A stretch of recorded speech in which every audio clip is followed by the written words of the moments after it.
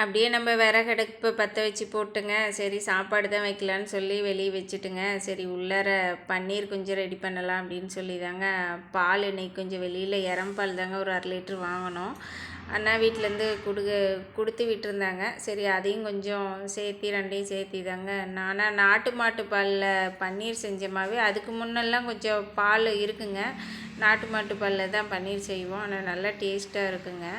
இதுவுமே நல்லா தாங்க. ஏன்னா நம்ம கடையில் வாங்குறத விட முடிஞ்ச வரைக்கும் நம்ம எது வீட்டில் நம்மளால் ரெடி பண்ண முடியுமோ இதெல்லாம் சும்மா கொஞ்சம் சிம்பிளான வேலை தாங்க. இதெல்லாம் நீங்கள் ரெடி பண்ணி நம்ம குழந்தைங்களுக்கெல்லாம் கொடுங்க. இதில் நிறைய சத்தெல்லாம் இருக்குதுன்னு சொல்கிறாங்க. வாரத்தில் 1 டைம் 2 டைம் அதுவும் பிள்ளைங்கள்லாம் ஸ்கூலுக்கு போகிறாங்கன்னா லஞ்ச் எல்லாம் இதிலையே கிளறி கொடுங்க.